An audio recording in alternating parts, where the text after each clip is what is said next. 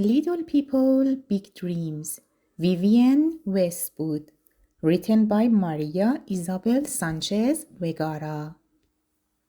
Little Vivienne lived in a little town called Tintwistle in England. She was born during a Great World War, and while her mom darned her socks, she dreamed of mending the world. At school, there was a boy all the children bullied. They called him Dirty Edward. But Vivienne didn't. She always stood up for the outsiders. She told everyone she was his girlfriend, even though it wasn't true. When Vivienne was older, her family moved to the outskirts of London. Vivienne was always curious about art and new ideas, so she decided to study fashion and jewelry design.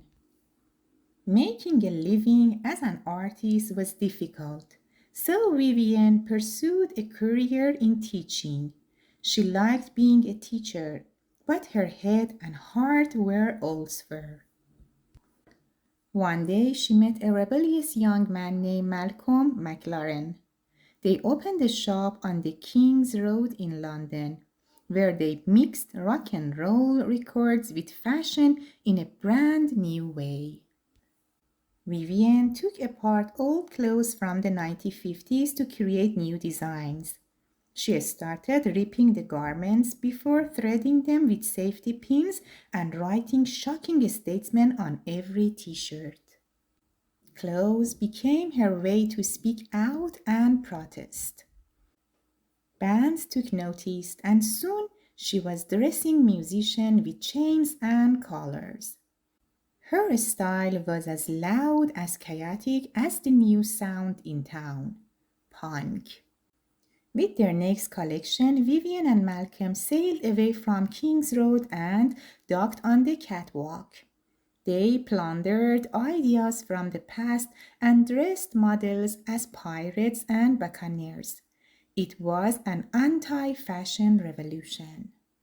After years together, Vivienne felt it was time to go her own way and said goodbye to Malcolm.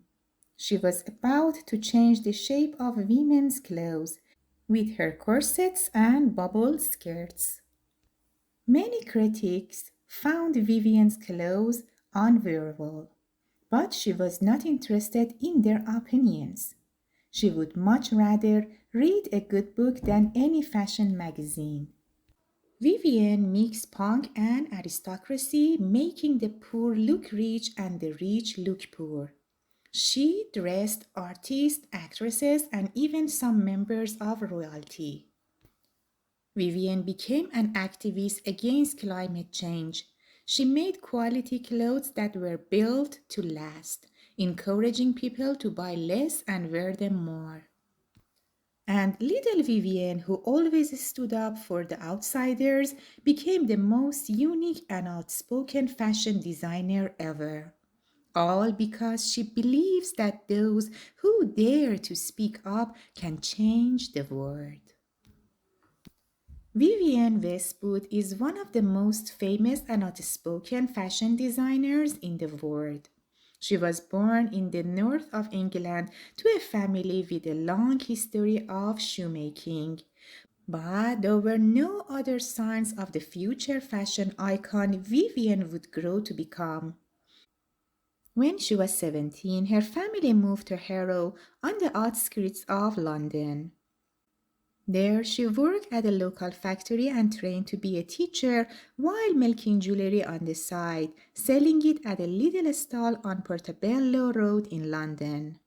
However, her life changed when she met a man named Malcolm McLaren. She was suddenly introduced to a world of art, politics, and freedom. Together, they opened a clothes shop at number 430 King's Road in London. Vivienne designed clothes for sale, emblazoning t-shirts with shocking statements, ripping up fabric, and using everyday objects like safety pins as decoration.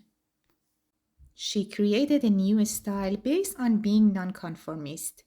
Their shop became an important place for the punk movement in the 1970s, and Vivienne clothed the most famous punk bands of the time.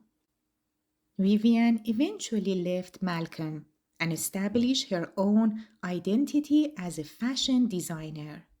She created a fashion empire with key pieces that revolutionized traditional fabrics and styles like tartan, tweed, crinoline, corsets, and knitwear.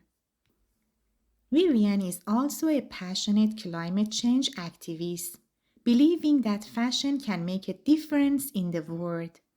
Her motto is to buy less, choose well, and make it last. In 2006, she was made Dame Commander of the Order of the British Empire, DBE, and has since been described as the Coco Chanel of our day.